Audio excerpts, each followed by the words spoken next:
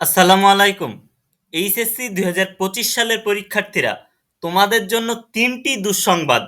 ৩টি বড় দুঃসংবাদের ১ নম্বর সংবাদ তোমাদের হলো, এবারের রেজাল্ট কিন্তু খুব খারাপ হতে পারে।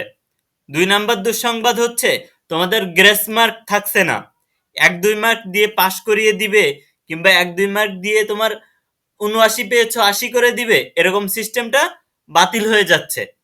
৩ নম্বর যে সংবাদটা, সেটা হচ্ছে ৩ ভাগের ১ ভাগ স্টুডেন্ট কিন্তু ফেল করতে যাচ্ছে।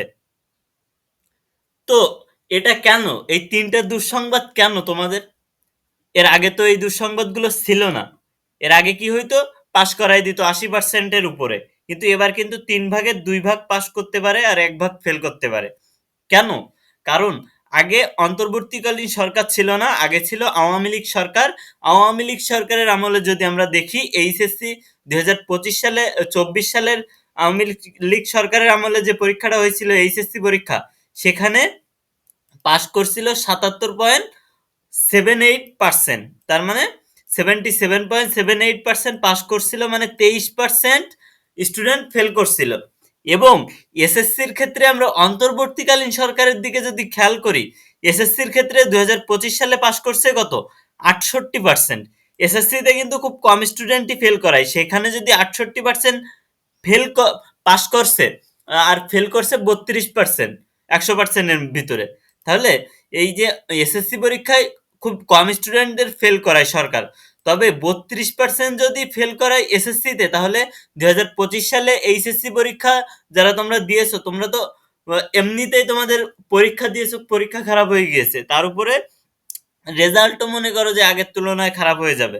কারণ এখন কিন্তু ফুলিয়ে ফাঁপিয়ে রেজাল্ট দেওয়ার দিন শেষ, এরকম একটা বক্তব্য ইতিমধ্যেই দিয়েছেন শিক্ষা উপদেষ্টা। সুতরাং তোমরা যারা খারাপ পরীক্ষা দিয়েছো, তোমরা সামনের বার পরীক্ষা দেওয়ার জন্য প্রস্তুতি নিতে থাকো।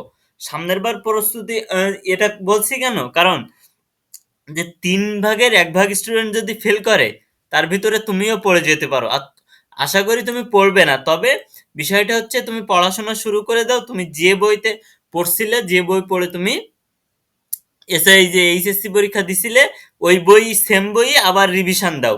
তাহলে কি হবে? তুমি যদি পাস করো, তাহলে তোমার অ্যাডমিশনে তুমি এগিয়ে থাকবে। আর যদি তুমি ফেল করো, তাহলে পরের বছর এক্সাম দেওয়ার ক্ষেত্রে তুমি এগিয়ে থাকবে। ঠিক আছে?